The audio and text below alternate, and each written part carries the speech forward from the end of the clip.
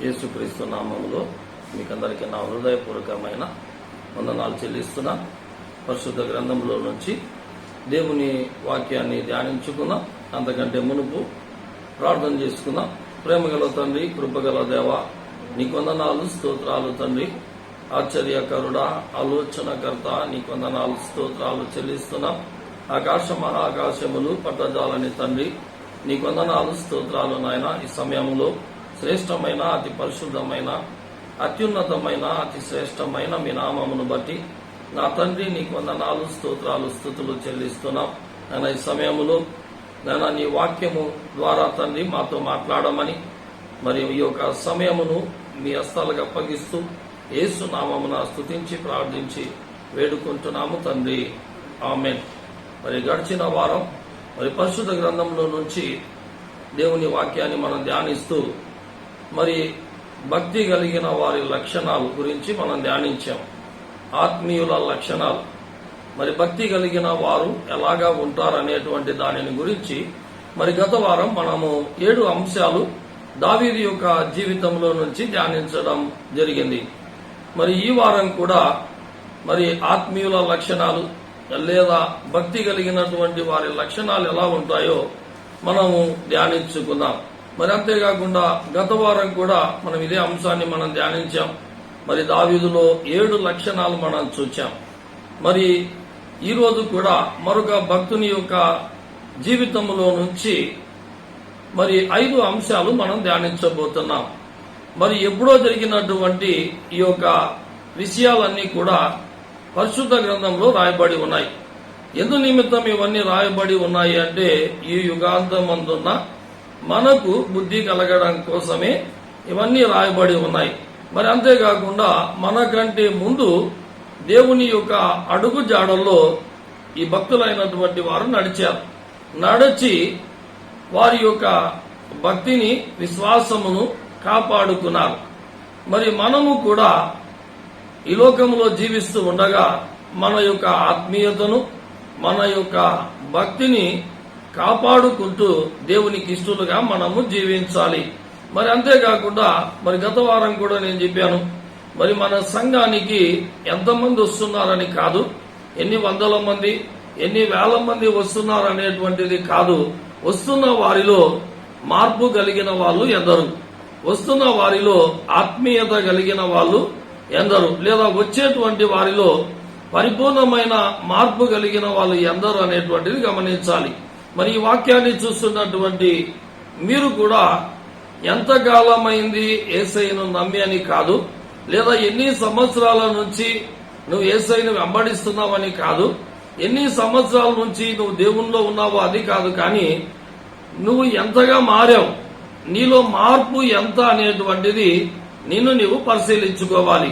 మరి పరిశుద్ధ గ్రంథంలో ఈ దినం మరి మోషే యొక్క జీవితంలో నుంచి కొన్ని ఆత్మీయ సత్యాలు మనం ధ్యానించుకున్నాం.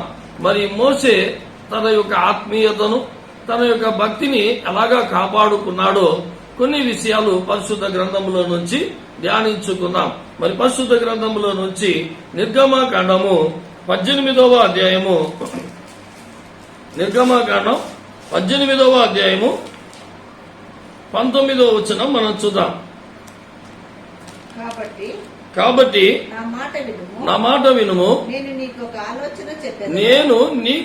ఆలోచన చెప్పెదను, దేవుడు నీకు తోడై ఉండును, ప్రజల పక్షమున నీవు దేవుని సముఖమందు ఉండి వారి వ్యాజ్యములను దేవుని యొద్దకు తేవలేను. చాలా ఇక్కడ మనం గమనిస్తే మోషే యొక్క మరి జీవితంలో జరిగిన ఒక ఘటన ఇక్కడ రాయబడి ఉంది.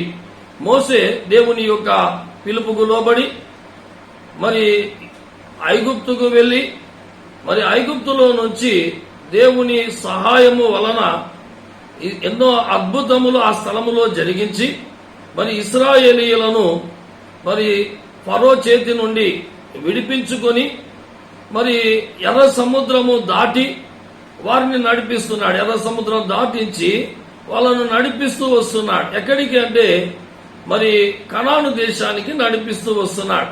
మరి ఇలాంటి సందర్భములో మరి ఇశ్రాయేలు ప్రజలకు ఏవైనా సమస్యలు వచ్చినప్పుడు ఆ యొక్క సమస్యలు లేదా వారికి వచ్చినటువంటి మరి ఇబ్బందులు ఏవైనా ఉంటే తకరారులు అలాంటివి మరి ఆ వారి యొక్క వ్యాజ్యములను ఇశ్రాయేలీయులు మోషే దగ్గరికి తీసుకొని వచ్చేవాళ్ళు.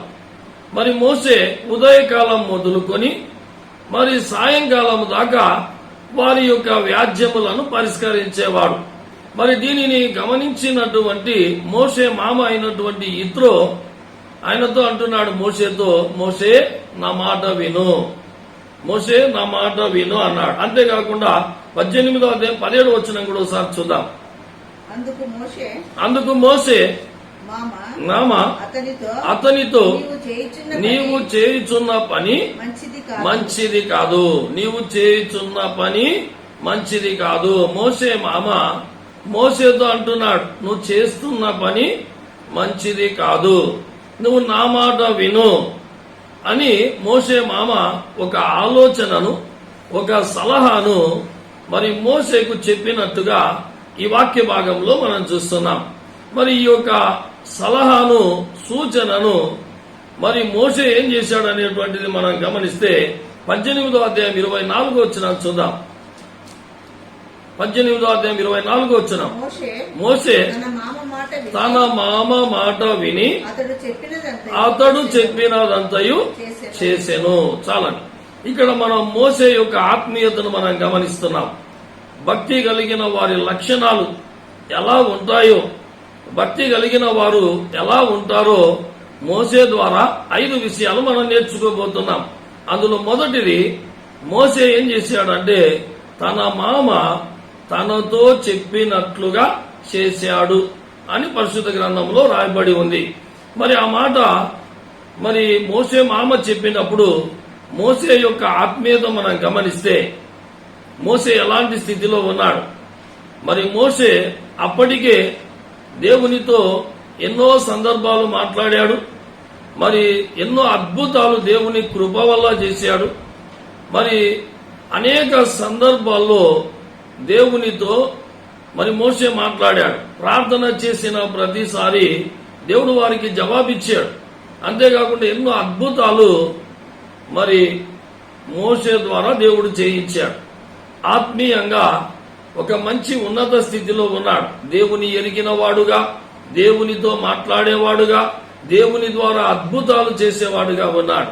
మరి అంతేకాకుండా మోషే ప్రతిదినము తాను చేస్తున్న పని ఏంటి అంటే తన ప్రజలకు సేవ చేస్తున్నాడు. అది దేవుని యొక్క సేవ, దేవుని ప్రజలకు సేవ చేస్తున్నాడు. ఏంటి ఆ సేవ అంటే వారి యొక్క సమస్యలు పరిష్కరించడం, దేవుని పిల్లల యొక్క సమస్యలు పరిష్కరించే పనిని మరి మోషే చేస్తున్నాడు. అయితే ఆ పని విషయమై మోషే మామంటున్నాడు, నువ్వు చేసేది సరిగా లేదు. ఇదే స్థితిలో మనం ఉంటే, నిజంగా ఎవరైనా మనల్ని విమర్శిస్తే నువ్వు చేసే పని సరిగా లేదు, నువ్వు చేసేటువంటి సేవా విధానము బాగలేదు, దినమంతా సేవ సేవ అని చెప్పి మనుషులతో గడుపుతున్నావు, దేవుని పిల్లలతో నువ్వు గడుపుతున్నావు, దేవునితో నీవు గడపట్లేదు అని ఎవరైనా నిన్ను విమర్శిస్తే ఆ విమర్శను స్వీకరించగలవా? నిజమైన ఆత్మీయత కలిగిన వాళ్ళు ఎవరైనా విమర్శించినప్పుడు ఆ విమర్శను స్వీకరిస్తారు. లేదా మరొక రకంగా చెప్పాలి అంటే ఆత్మీయంగా ఎంత ఎదిగినా, నీకు ఎన్ని తెలిసి ఉన్నా, నీకంటే పెద్దలు, అనుభవం కలిగిన వారు, ఆత్మీయులు సలహా ఇస్తే దానిని ఆలకించేవారుగా, దానిని పాటించేవారుగా ఉంటారు. ఈనాడు మనం గమనిస్తే భక్తి గలవారమని చెప్పుకునేవారు అనేకులలో వినే స్వభావం లేదు. చాలా మందికి ఏం తెలుసు అంటే మాట్లాడేది తెలుసు కానీ వినేది తెలియదు. ఎవరైనా మనకు చెప్తే వినడానికి ఇష్టం ఉండదు. కాబట్టి ఏమంటాం? సరే సరే సరే సరే అంటాం. అంటే దాని అర్థం ఏంటి? ఇక చెప్పొద్దు అని. అవునా?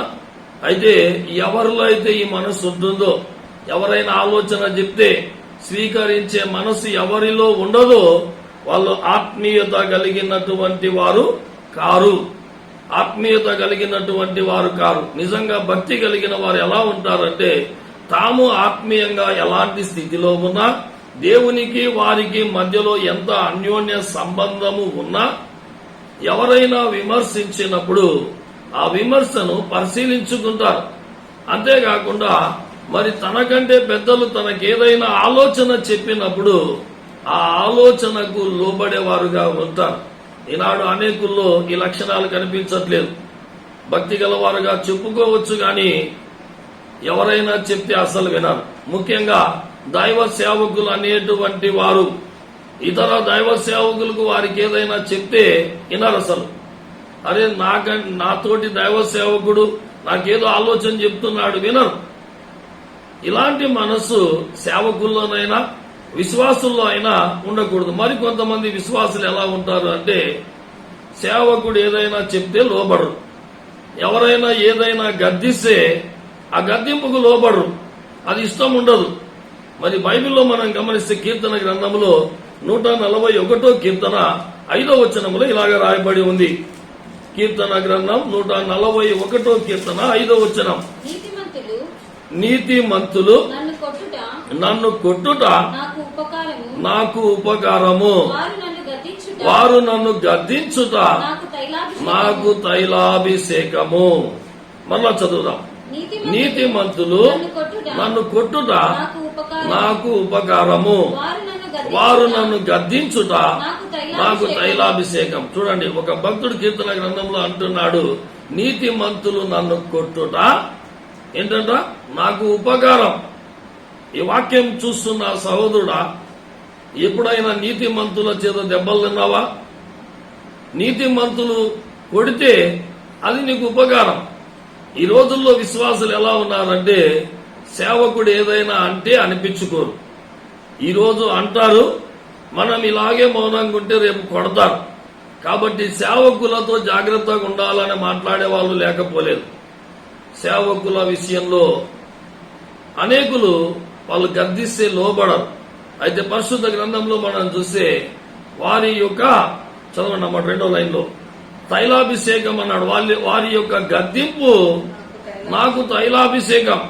కాబట్టి భక్తి కలిగిన వారి లక్షణాల్లో మరి మోసేలో ఉండేటువంటి ఒక లక్షణం లేదా మోసే ద్వారా మనం నేర్చుకోవాల్సింది ఏంటంటే మోసే లోబడేవాడు, దేవునికి లోబడేవాడు, దేవుని మాట వినేవాడు. అదే విధంగా మరి పెద్దల మాట వినేవాడు, పెద్దల మాటకు లోబడేవాడు. ఈ గుణం మనం కలిగి ఉండాలి. ఇది మనలో లేదు అంటే మనలో భక్తి లేదు అని అర్థం. అంతేకాకుండా రెండవది మనం గమనిస్తే మరి నిర్గమకాండం 19వ అధ్యాయము 3వ వచనం చూద్దాం. నిర్గమకాండం 19వ అధ్యాయం 3వ వచనం, మోషే దేవుని యొద్దకు ఎక్కిపోగా యెహోవా ఆ పర్వతము నుండి అతని పిలిచి నీవు యాకోబు కుటుంబీకులతో ముచ్చటించి ఇశ్రాయేలీయులకు తెలపవలసినదేమనగా. చాలా ఇక్కడ మనం గమనిస్తే మోసేలో ఉండేటువంటి మరొక లక్షణం, ఒకటేమో వినేవాడు, లోబడేవాడు. ఇది భక్తి కలిగిన వారిలో తప్పకుండా ఉండాలి. అలాంటి వాళ్ళే తమ భక్తిని కాపాడుకోగలుగుతారు. రెండవది మోసేలో ఉండేటువంటి మరి లక్షణం ఏంటి అంటే ఆయన దేవుని యొద్దకు ఎక్కిపోగా. మోసే దేవుని యొద్దకు ఎక్కిపోగా ఏం జరిగిందంట? ఆయన ఎక్కి వెళ్ళినప్పుడు యెహోవా పిలుపును ఆయన విన్నాడు, యెహోవా స్వరమును ఆయన విన్నాడు. భక్తి కలిగిన వారి యొక్క రెండవ లక్షణం ఏంటి అంటే మోసే ద్వారా మనం నేర్చుకోవాల్సింది దినదినము మనం ఎక్కాలి, దినదినము ఎదగాలి, దినదినము పైకి ఎదగాలి. మనం ఈనాడు ఎదిగే విషయంలో అందరికీ ఆసక్తి ఉంది. ఏ రకంగా ఎదుగుదలను కోరుకుంటున్నారంటే శరీర సంబంధమైన ఎదుగుదలను కోరుకుంటున్నారు, లేదా భౌతికపరమైన ఎదుగుదలను కోరుకుంటున్నారు. విశ్వాసులు అనబడిన వారు ఆర్థిక సంబంధమైనటువంటి ఎదుగుదలను కోరుకుంటున్నారు, లేదా ఈ లోక సంబంధమైనటువంటి మరి వాటిలో ఎదగాలని కోరుకుంటున్నారు. అయితే మోసే ఎదుగుదల దేని విషయంలో అంటే ఆత్మ సంబంధమైన వాటి విషయంలో, దేవుని విషయంలో ఎదుగుదల కోరుకున్నాడు. దినదినము ఎదుగుతున్నాడు, దినదినము ఎక్కుతున్నాడు. ఎక్కడికి అంటే లోకంలో కాదు, దేవుని యొద్దకు ఎక్కుతున్నాడు, దేవునికి దగ్గరవుతున్నాడు, దేవుని సన్నిధిలో ఆయన ఎదుగుతూ ఉన్నాడు. ఆత్మీయుల యొక్క లక్షణం. మనం యేసయ్యను నమ్మి ఎన్ని సంవత్సరాలైంది? ఆ రోజు నీ ఆత్మీయత ఎలా ఉండింది? ఈ రోజు ఎలా ఉంది? అప్పటికి ఇప్పటికి ఏదైనా మారావా? నీలో ఏదైనా ఎదుగుదల ఉందా?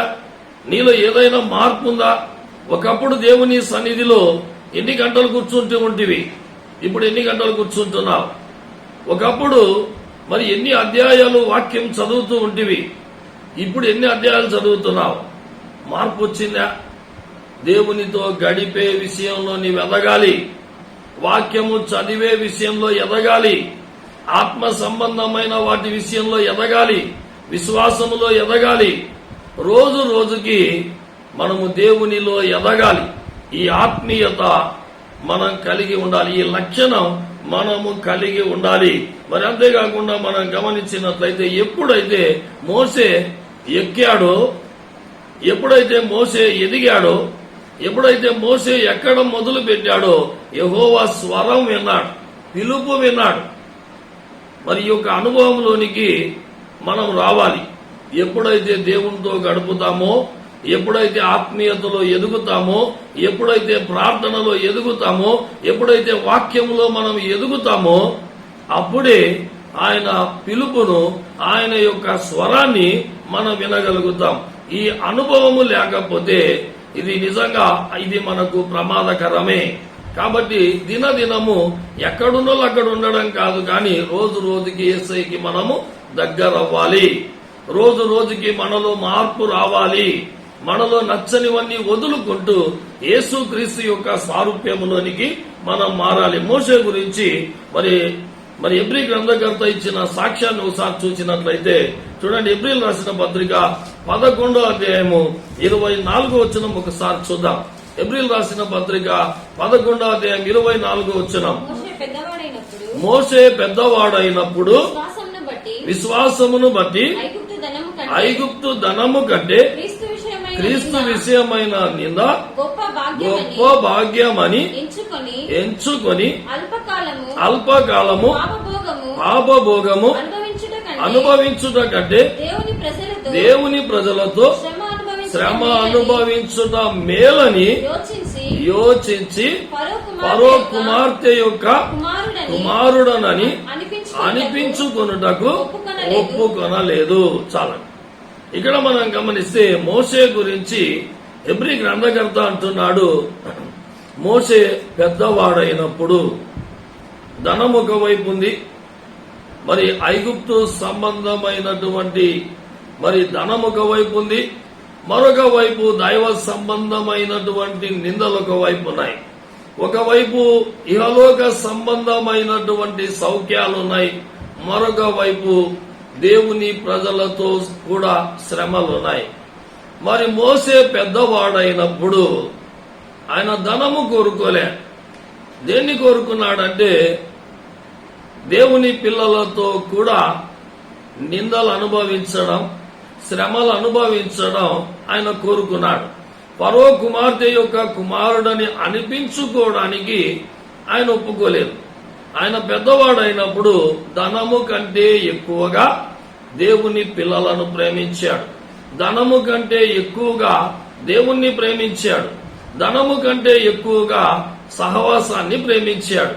మరి ఈనాడు విశ్వాసులమని చెప్పుకుంటున్న మనం సంఘము కంటే దేవుని కంటే డబ్బును ఎక్కువ ప్రేమిస్తున్నాం, లోకాన్ని ఎక్కువ ప్రేమిస్తూ ఉన్నాం. మరి ఇది సరైనటువంటి విధానం కాదు. నిజంగా భక్తి కలిగిన వాళ్ళ లక్షణం, వాళ్ళు ఎదిగినప్పుడు, వాళ్ళు పెద్దవాళ్ళు అయినప్పుడు ఆత్మీయంగా వాళ్ళు ధనము కోరుకోరు, దేవుణ్ణి కోరుకుంటారు, వాళ్ళు సహవాసాన్ని కోరుకుంటారు, డబ్బును కాదు. మరి ఈనాడు అనేక మంది దైవ సేవకులు కూడా వాళ్ళ దగ్గరికి వందల మంది, వేల మంది మరి విశ్వాసులు వస్తున్నప్పుడు వాళ్ళ యొక్క ఆత్మీయతను, వాళ్ళ యొక్క మార్పును కోరుకోవలసిన దైవ సేవకులు దాన్ని కోరుకోకపోగా వాళ్ళ నుంచి ధనమును ఆశిస్తున్నారు. ఇంకా ఇవ్వండి, సేవకి ఇవ్వండి, మరి మీరు ఇస్తే దేవుడు మిమ్మల్ని ఆశీర్వదిస్తారు అని భ్రమ పెడుతున్నారు. దేవుని వాక్యాన్ని మనం గమనిస్తే మోషే పెద్దవాడైనప్పుడు ధనాన్ని కోరుకోలేదు. మరి అపోస్తుల కార్యము 2వ అధ్యాయములో మనం గమనిస్తే ఆనాడు సేవ చేసినటువంటి అపోస్తులు ధనమును ఆశించలేదు, ధనమును కోరుకోలేదు. పేతురు యోహానులు అన్నారు, ఆ శృంగారం అనే దేవాలయానికి వెళ్ళేటప్పుడు 3వ అధ్యాయములో వెండి బంగారాలు మా యొద్ద లేవు కానీ అన్నారు, మాకు కలిగిందే నీకు ఇస్తున్నామని చెప్పారు. అదేవిధంగా 2వ అధ్యాయంలో మనం గమనిస్తే అపోస్తులకు ధనము మీద మమకారం లేదు, డబ్బు మీద ధ్యాస లేదు. ఆనాడు 1000 మంది రక్షించబడుతూ దినదినము సంఘములో చేర్చబడుతూ ఉంటే మరి వారి యొక్క దృష్టి డబ్బు మీద లేదు. డబ్బు ఎక్కడుంది అంటే వాళ్ళు తీసుకొని వచ్చి అపోస్తుల పాదముల యొద్ద పెట్టిరి అనే మాట ఉంది. ఆనాడు విశ్వాసులు వారికి కలిగినటువంటి చర స్థిరాస్తులను అమ్మి అందరికీ వారి వారి అక్కర కొలది పంచిపెట్టిరి. దాన్ని తీసుకొని వచ్చి ఏం చేశారంట, అపోస్తుల పాదముల యొద్ద పెట్టిరి. డబ్బు ఎక్కడుంది? డబ్బు ఎక్కడుంది? అపోస్తుల యొక్క పాదముల దగ్గర ఉంది. వాళ్ళ జేబుల్లో లేదు, వాళ్ళ హృదయాల్లో లేదు. సేవ చేసే వారి యొక్క హృదయాల్లో డబ్బు కాదు ఉండాల్సింది, వారి యొక్క మనసులో కాదు డబ్బు ఉండాల్సింది. సేవ చేయడం నువ్వు మొదలు పెడితే, దేవుని పని నువ్వు చేస్తూ ఉంటే డబ్బు నీ పాదాల దగ్గరికి వస్తుంది. నువ్వు ఆశపడినంత కాలం అది రెక్కలు కట్టుకుని ఎగిరిపోతూనే ఉంటుంది. కాబట్టి మనం గమనించాలి, ఆత్మీయంగా ఎదిగేవాడు డబ్బును ఇష్టపడడు. ఆత్మీయంగా మనం ఎదగాలి, రోజు రోజుకి ఎదగాలి. ఎదిగేవాడు డబ్బును కోరుకునేవాడుగా, డబ్బు మీద, ఇహలోక సంబంధమైన వాటి మీద ఆశ కలిగిన వాడుగా ఉండడు. ఇది ఆత్మీయుల యొక్క 2వ లక్షణం. మరి మోషేలో దీన్ని మనం గమనిస్తున్నాం. ఒకటి, లోబడేవాడు దేవునికిని పెద్దలకును. 2వది, ఆయన డబ్బును కాదు కానీ దేవుణ్ణి ప్రేమించాడు. ఆయన ధనమును కాదు కానీ సహవాసాన్ని ప్రేమించాడు. అంతేకాకుండా ఆయన ఎదిగే కొద్దీ దేవునికి దగ్గరయ్యాడు. దేవుని యొక్క స్వరాన్ని, దేవుని యొక్క పిలుపును, దేవుని యొక్క చిత్తాన్ని కనుక్కోగలిగాడు. 3వది మనం గమనిస్తే సంఖ్యాకాండము 12వ అధ్యాయము 3వ వచనం చూద్దాం. సంఖ్యాకాండము 12వ అధ్యాయము 3వ వచనం చూద్దాం. యెహోవా ఆ మాట వినెను, మోషే భూమి మీద ఉన్న వారందరిలో మిక్కిలి సాత్వికుడు. చూడండి, దేవుడే మోషే యొక్క ఆత్మీయతను గురించి మాట్లాడుతున్నాడు. మోషే యొక్క భక్తిని గురించి దేవుడే మాట్లాడుతున్నాడు. భూమి మీద ఉన్న వారందరిలో మోషే ఎలాంటి వాడు? సాత్వికుడు. భక్తి కలిగిన వారిలో ఉండవలసిన ప్రధానమైనటువంటి లక్షణం ఏంటి అంటే సాత్వికము ఉండాలి, మృదుత్వము ఉండాలి, మన మాటలలో ప్రేమ ఉండాలి, మన మాటలు క్రూరంగా కఠినంగా ఉండకూడదు. మోషే గురించి దేవుడే మాట్లాడుతున్నాడు. మోషే సాత్వికుడు, ఆయన సాత్వికుడు, మృదుత్వము కలిగిన వాడు. భక్తి కలిగిన వాళ్ళు లేదా దేవునిలో ఉండే వాళ్ళ యొక్క మాటలు ఎప్పుడు మధురముగా ఉంటాయి. ఆ మాటలలో ప్రేమ ధ్వనిస్తూ ఉంటుంది. ఈనాడు మరి దేవుని పిల్లలమని చెప్పుకుంటున్న మన మాటలు ఎలా ఉన్నాయి? మన మాటలే మన ఆత్మీయతను తెలియచేస్తాయి. మనం నోరు తెరిస్తే ఈ లోక సంబంధమైన వాటి గురించి మాట్లాడుతున్నామా? మనం నోరు తెరిస్తే బూతులు మాట్లాడుతున్నామా? నోరు తెరిస్తే అపవిత్రమైన మాటలు మాట్లాడుతున్నామా? లేదా మరికొంతమంది ఉన్నారు, ఎలాగంటే వాళ్ళని కదిలించాలంటే భయం. వారి నోటిలో నుంచి మాటలు వచ్చాయంటే ఒక్కొక్క మాట బుల్లెట్ లాగా వస్తూ ఉంటాయి, మాటలతోనే చంపేస్తూ ఉంటారు. నిజంగా ఇవన్నీ కూడా మరి దేవుని పిల్లలకు తగవు. ఇలాంటి వారు తమ భక్తిని వారు కాపాడుకోలేరు. భక్తిని కాపాడుకోవాలి అంటే, లేదా భక్తి కలిగిన వారి యొక్క లక్షణాలు ఎలా ఉంటాయి అంటే, వాళ్ళు మృదువుగా ఉంటారు, వాళ్ళ మాటల్లో ప్రేమ ఉంటుంది, సాత్వికము కలిగి ఉంటారు. కాబట్టి ఇది మనము కలిగి ఉండాలి. నాలుగోది మనం గమనించినట్లయితే సంఖ్యాకాండము 12వ అధ్యాయము 13వ వచనం చూద్దాం. సంఖ్యాకాండము 12వ అధ్యాయం 13వ వచనం. మోషే ఎలుగెత్తి, దేవా దయచేసి ఈమెను బాగు చేయమని యెహోవాకు మొరపెట్టెను. ఇక్కడ మనం గమనిస్తే మోషే యొక్క ప్రార్థన మనం చూస్తున్నాం. ఈ ప్రార్థన ఎవరి కోసం ప్రార్థన చేస్తున్నాడు? ఒక ఆమె కోసం ప్రార్థన చేస్తున్నాడు. ఎవరామె? తనను విమర్శించినటువంటి ఆమె, తన గురించి అనేక మాటలు మాట్లాడినటువంటి ఆమె, లేదా తనను మాటలతో బాధించినటువంటి ఆమె. మరి ఆమె చేసిన క్రియలను బట్టి దేవునికి కోపం వచ్చి దేవుడే ఆమెను శిక్షించాడు. ఆమెకు కుష్ఠరోగం వచ్చింది. మరి ఆ విషయము తెలిసినటువంటి మోషే ఏం చేశాడంటే ఆమె కోసము ఎలుగెత్తి ఏడ్చి మొరపెడుతున్నాడు, ప్రభువా ఆమెను బాగు చేయి. ఈ వాక్యాన్ని చూస్తున్న సహోదరి సహోదరుడా, ఎవరితోనైనా నీకు విభేదాలుంటే, ఎవరైనా నీకు కీడు చేస్తే, ఎవరితోనైనా నీకు గొడవ జరిగితే, ఎవరితోనైనా నీ విడిపోతే, ఎవరైనా నిన్ను ఎక్కువగా బాధ కలిగిస్తే, అలాగా బాధ కలిగించిన వాళ్లకు నీకు మాటలు లేవనుకో, వాళ్ళు నీవు విడిపోయావు, వాళ్ళు ఎంతగానో నిన్ను బాధ పెట్టారు. మరి అలాంటి వారికి ఏదో జరిగిందని నువ్వు విన్నావనుకో, ఏం చేస్తావు? నా జోలికి వస్తే దేవుడు ఊరుకుంటాడా? చూడండి, మోషే జోలికి వచ్చినందుకు దేవుడు ఏం చేశాడు? మోషే జోలికి వచ్చినటువంటి ఆమెను దేవుడు శిక్షించాడు. అయితే మోషే నా జోలికి వచ్చినందుకే నీకు ఇలాగయ్యింది, నా మీద తిరగబడినందుకే నీకు ఇది జరిగింది. ఎప్పుడు కూడా మరి ఆమెతో గాని తన తోటి వారితో గాని ఎప్పుడు ఆయన పలకలేదు. అదే స్థితిలో మనం ఉంటే మనం చేసే పని ఏంటంటే, నా జోలికి వస్తే నేను ఊరుకున్నా, నా దేవుడు ఊరుకోడు. అవునా? ఇలాంటి మాటలు మనం మాట్లాడుతూ ఉంటాం. మరి అంతేకాకుండా మనం గమనిస్తే ఎవరైతే మనల్ని బాధ పెట్టారో వాళ్ళకి ఏదైనా కష్టమో నష్టమో ఏదైనా ఇబ్బందో ఏదైనా బాధో కలిగిందని నీకు తెలియజేస్తే, తెలిసినప్పుడు నువ్వేం చేస్తున్నావు? బాధ జరిగిందనుకుంటున్నావు, సరే విని విడిచిపెట్టేస్తున్నావు. అయితే దేవుని వాక్యము సెలవిస్తుంది, లేదా మోషే యొక్క జీవితం మనకు తెలియజేస్తుంది ఏమనంటే, ఇది సరైనది కాదు.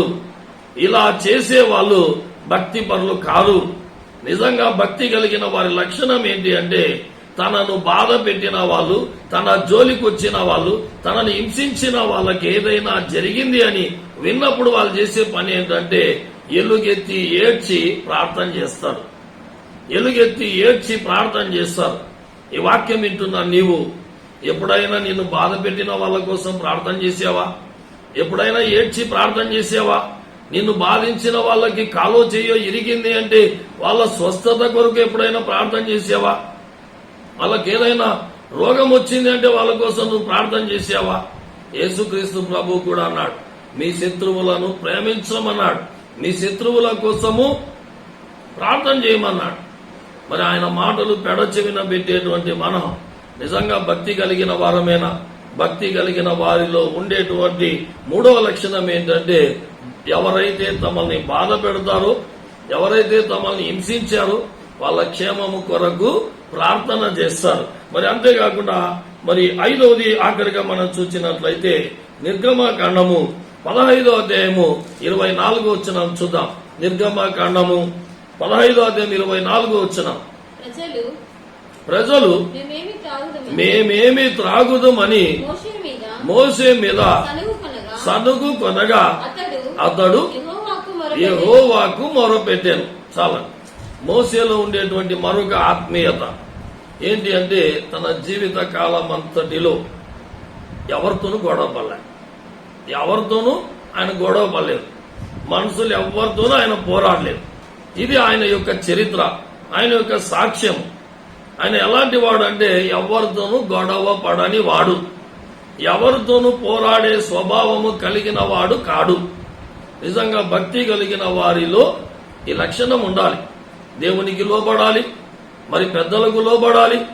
రెండవది, మరి దినదినము దేవునిలో ఎదగాలి. ఈ లోక సంబంధమైన వాటిని ప్రేమించని వారుగా ఉండాలి. మూడవది, సాత్వికము కలిగి ఉండాలి. నాలుగవది, మనల్ని బాధ పెట్టిన వాళ్ళ కొరకు, వాళ్ళ క్షేమము కొరకు ఎలుగెత్తి ప్రార్థించేవారుగా ఉండాలి. ఐదవది మనం గమనిస్తే, మరి మోషే ఇశ్రాయేలు ప్రజలను ఆ యొక్క ఎర్ర సముద్రము దాటించిన తరువాత మరి ఆనాడు ఆ ప్రజలకు నీళ్లు లేకపోయినందువల్ల వాళ్ళందరూ మోషే మీద తిరుగుబాటు చేశారు. మోషే మీద సనుగుకున్నారు. సనిగినప్పుడు ఆయన మీద గొనిగినప్పుడు, ఆయన మీద ఏవో కాని మాటలు మాట్లాడినప్పుడు ఆయన ఏం చేశాడు అనేటువంటిది మనం గమనిస్తే 25 వచనం చూద్దాం. నిర్గమకాండ 15:25. అతడు యెహోవాకు మొరపెట్టెను, అంతటా యెహోవా అతనికి చాలా. ఇక్కడ మనం గమనించినట్లయితే మోషే జీవితంలో తిరుగుబాటు చేశారు. ఆయనకు వ్యతిరేకంగా లేచారు ప్రజలు. అయితే ఆయన ఏం చేశాడు? వాళ్ళతో ఏం మాట్లాడలేదు. వాళ్ళు ఎన్ని మాట్లాడినా మూగవాడిలాగా, ఒక చెవిటివాడిలాగా, ఒక గుడ్డివాడులాగా ఆయన ఏం చేశాడంటే ఏమీ జవాబు ఇవ్వకుండా దేవుని సన్నిధికి వెళ్లి సాగిలపడ్డాడు. మరి నిజంగా ఆత్మీయుల యొక్క లక్షణం ఏంటంటే ఈ లోకములో కన్నులుండి గుడ్డివారుగా ఉండాలి. కొన్ని విషయాల్లో ఈ లోకములో చెవులుండి చెవిటివారుగా ఉండాలి. నోరుండి కూడా మూగవారిగా ఉండాలి. అప్పుడే మన భక్తిని మనం కాపాడుకోగలుగుతాం. లేదా మనము చూసే వాటిని బట్టి, వినే వాటిని బట్టి మనం మాట్లాడినట్లయితే మన ఆత్మీయతను, మన భక్తిని పోగొట్టుకుంటాం. మనుష్యులు ఎవ్వరితోనూ పోరాడని వారుగా మనం ఉండాలి. అందరితో సమాధానం కలిగి ఉండాలని అపోస్తలుడైన పౌలు కూడా తను రాసిన పత్రికలో సెలవిచ్చాడు. మనం అందరితో సమాధానంగా ఉండాలి. మరి మోషే ఏం చేశాడు? ఆయన మీదికి ఎవరొచ్చినా కూడా ఎవరి జోలికి ఆయన వెళ్ళలేదు. ఆయన చేసే పని ఏంటంటే వెళ్లి ప్రార్థన చేసేవాడు, దేవుడు పరిష్కారము చూపేవాడు. మరొక రిఫరెన్స్ కూడా మనం చూద్దాం. సంఖ్యాకాండము 20వ అధ్యాయము 2వ వచనం మనం చూద్దాం. సంఖ్యాకాండము 20వ అధ్యాయము 2వ వచనం. ఆ సమాజమునకు నీళ్లు లేకపోయినందున వారు మోషే అహరోనులకు విరోధముగా పోగైరి. జనులు మోషేతో వాదించుచు ఉండగా వాళ్ళు ఏం చేశారంటే చూడండి, అదే అధ్యాయం 6వ వచనం మనం చూద్దాం. అప్పుడు మోషే అహరోనులు సమాజము ఎదుట నుండి ప్రత్యక్షపు గుడారము యొక్క ద్వారములోనికి వెళ్లి సాగిలపడగా, చాలా చాలా సమాజం అంతా కూడా ఆయనకు వ్యతిరేకంగా పోగైంది. అందరూ వాదులాడుతున్నారు. అయితే మోషే ఎవరికి జవాబు ఇవ్వలేదు. సమాజం అంతా తనకు వ్యతిరేకంగా పోగైతే అందరూ తన మీద తిరుగుబాటు చేస్తే ఏ ఒక్కరితో కూడా ఆయన మాట్లాడలేదు. ఎవరిని ఎదిరించలే, ఎవరిని గద్దించలే, ఎవరితోనూ ఆయన పోరాడలేదు. ఆయన చేసిన పని ఏంటంటే వెళ్లి సాగిలపడ్డాడు దేవుని ఎదుట. సాగిలపడగా దేవుడే ఆ సమస్య నుండి పరిష్కారాన్ని వాళ్ళకు చూపించాడు.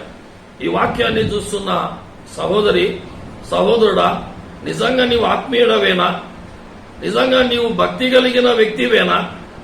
నిజంగా నీవు భక్తి కలిగిన వాడివే అని చెప్పుకున్నట్లయితే ఒక్కసారి నిన్ను నువ్వు పరిశీలించుకో. ఎంతమందితో గొడవ పడ్డావు? నువ్వు ఎంతమందితో గొడవ పడ్డావు? ప్రతిరోజు గొడవ పడే వాళ్ళు ఉన్నారు. ప్రతిరోజు గొడవ పడే వాళ్ళు ఉన్నారు.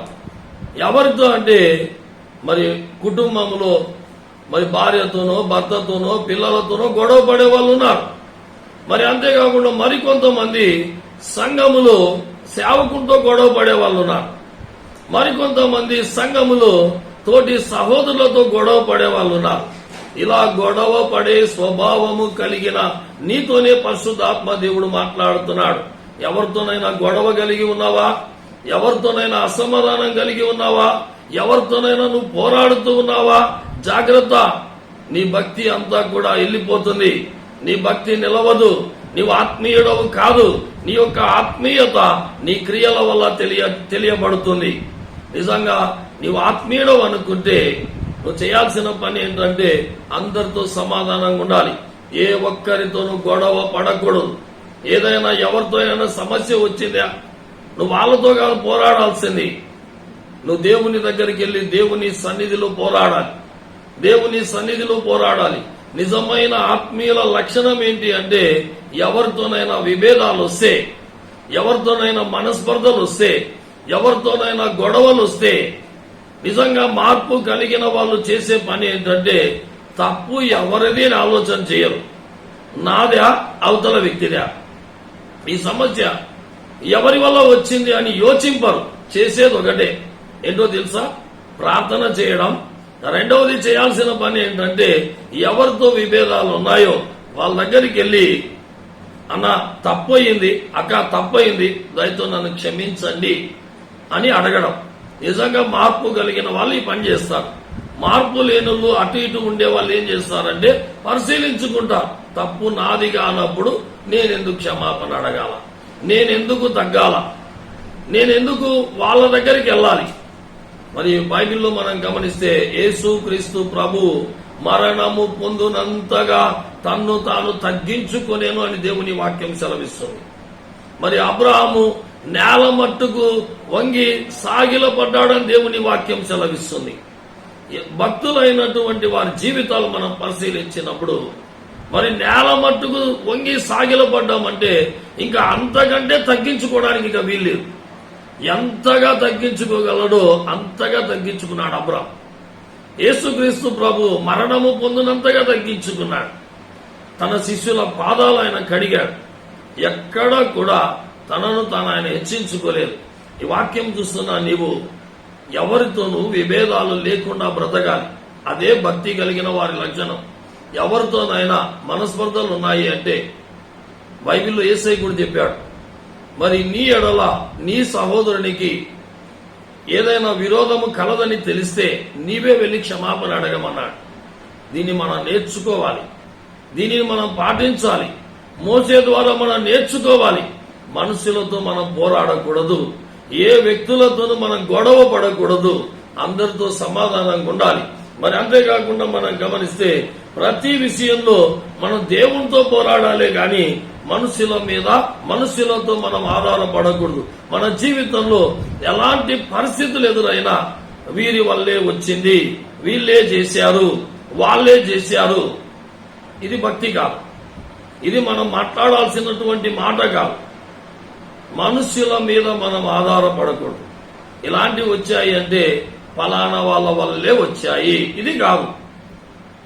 ప్రతి విషయంలో దేవుని మీద ఆధారపడు. దేవుడు అనుమతిస్తే తప్ప ఏది మనకు సంభవించదు. ఆయన సెలవు లేకుండా ఏది మనకు జరగదు. ఈనాడు ఎదురైనటువంటి అసమాధానాలు కానీ ఇతరులతో నీకుండే విభేదాలు కానీ దేవుడు అనుమతిస్తేనే వచ్చాయి. అవి నీ భక్తిని పరీక్షిస్తున్నాయి. నువ్వు ఎంత మాత్రం నువ్వు భక్తి గలవాడో, నువ్వు ఎంత మాత్రం అందరితో సమాధానంగా ఉండగలుగుతున్నావు. నీ భార్యతో, నీ భర్తతో, నీ కుటుంబంలో నీవు సమాధానం కలిగి ఉండలేకపోతున్నావు. మరి నీ యొక్క సంఘములో తోటి సహోదరులతో, సహోదరులతో, సేవకునితో సమాధానం కలిగి ఉండలేకపోతున్నావు. ఇలాగా సమాధానం కలిగి ఉండలేకపోతున్నావు అంటే నిజంగా నీవు ఆత్మీయుడవు ఎంత మాత్రం కాదు. మరి అంతేకాకుండా మన యొక్క క్రియలు మనం ఎవరో తెలియజేస్తాయి, మన యొక్క ఆత్మీయత ఎంతో తెలియజేస్తాయి. కాబట్టి ఈ సమయంలో మోషే యొక్క జీవితంలో నుంచి 5 విషయాలు మనం తెలుసుకున్నాం. మోషే యొక్క మరి జీవితంలో నుంచి ఆయనలో ఉండే భక్తి కలిగిన లక్షణాలు మరి 5ంటిని మనం చూచాం. మరి అంతేకాకుండా మోషే యొక్క భక్తిని దేవుడే మెచ్చినట్టుగా మనం చూస్తున్నాం. మరి ఆ యొక్క సంఖ్యాకాండం 12వ అధ్యాయంలో దేవుడే సాక్ష్యం పలికాడు. మోషే అలాంటి వాడు. నిజంగా మనము కూడా దేవుని ద్వారా ఇలాంటి సాక్ష్యము పొందేవారుగా మనం ఉండాలి. ఈ లోకములో ఎంతకాలం ఉంటామో తెలియదు కానీ ఉన్నంత కాలం మన భక్తిని, మన విశ్వాసమును, మన ఆత్మీయతను కాపాడుకోవాలి. అనుదినము లేఖనములను బట్టి మనల్ని మనం పరిశీలించుకోవాలి. మరి మోసే మనకంటే ముందు ఈ లోక యాత్ర ముగించాడు, దేవుని యొద్దకు వెళ్ళిపోయాడు, చరిత్రలో ఒక గొప్ప వ్యక్తిగా, ఒక ప్రత్యేకమైన వ్యక్తిగా నిలిచిపోయాడు. మరి నిజంగా మనము కూడా మన యొక్క ఆత్మీయతను, భక్తిని కాపాడుకోవాలి అంటే మరి మనలో ఈ లక్షణాలు ఉండాలి. మనం దేవునికి లోబడాలి, అంతేకాకుండా ఆత్మీయులకు, పెద్దలకు మనం లోబడాలి, వారి మాట వినేవారుగా ఉండాలి. రెండవది, రోజు రోజుకి ఆత్మీయతలు ఎదగాలి, దేవునిలో ఎదగాలి, దేవునికి మనం దగ్గర అవ్వాలి, ఈ లోక సంబంధమైన వాటిని తృణీకరించాలి. మూడవది, సాత్వికం కలిగి ఉండాలి, మన మాటల్లో మార్పు రావాలి. మన భక్తి ఏంటో మన మాటలే తెలియజేస్తాయి. కాబట్టి మాటలలో మార్పు రావాలి, సాత్వికం కలిగి ఉండాలి. నాలుగోది, బాధ పెట్టిన వాళ్లను ప్రేమించి వాళ్ళ క్షేమము కొరకు ఎలుగెత్తి ఏడ్చి ప్రార్థించాలి. ఐదవది, మనుషులతో ఎప్పుడు గొడవ పడేవారుగా ఉండకూడదు, మనుషులందరితో సమాధానం కలిగి ఉండాలి. సమస్య వస్తే మనుషుల్ని నిందించడం కాదు, కానీ దేవుని దగ్గరికి వెళ్లి మోకరించి గెలవాలి, మోకరించి సమస్య నుండి బయట మనం పడాలి. అలాగా జీవించడానికి పరిశుద్ధాత్మ దేవుడు మనకు సహాయం చేయనుగాక. ఆమేన్. తలలు వంచుదాం, కన్ను మూసుకుందాం, ప్రార్థన చేసుకుందాం. ప్రేమగల తండ్రి, కృపగల దేవ, నీకు వందనాలు, స్తోత్రాలు తండ్రి. ఆశ్చర్యకరుడా, ఆలోచనకర్త, నీకు వందనాలు, స్తోత్రాలు చెల్లిస్తున్నాం. ఈ సాయంకాల సమయంలో మోసే యొక్క జీవితంలో నుంచి నాయన మరి 5 విషయాలు మా ముందు ఉంచావు. ఆ 5 విషయాల ద్వారా మమ్మను మేము పరిశీలించుకోవడానికి, మా భక్తిని మేము పరిశోధించుకోవడానికి మీరిచ్చిన అవకాశమును బట్టి వందనాలు, స్తోత్రాలు చెల్లిస్తూ ఉన్నాం. నాయన మరి మేము ఆత్మీయులమా కాదా మా క్రియలే తెలియజేస్తాయి.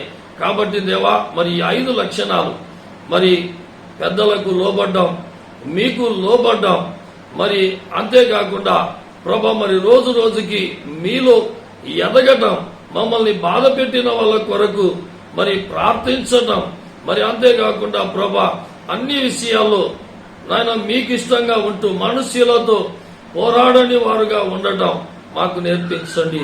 ఈ 5 లక్షణాలు మేము కలిగి మా యొక్క భక్తిని, మా యొక్క విశ్వాసమును కాపాడుకుంటూ మీకు ఇష్టలుగా జీవించే కృప దయచేయమని యేసు నామమున స్తుతించి ప్రార్థించి వేడుకుంటున్నాము తండ్రి. ఆమేన్. అందరికీ వందనాలు.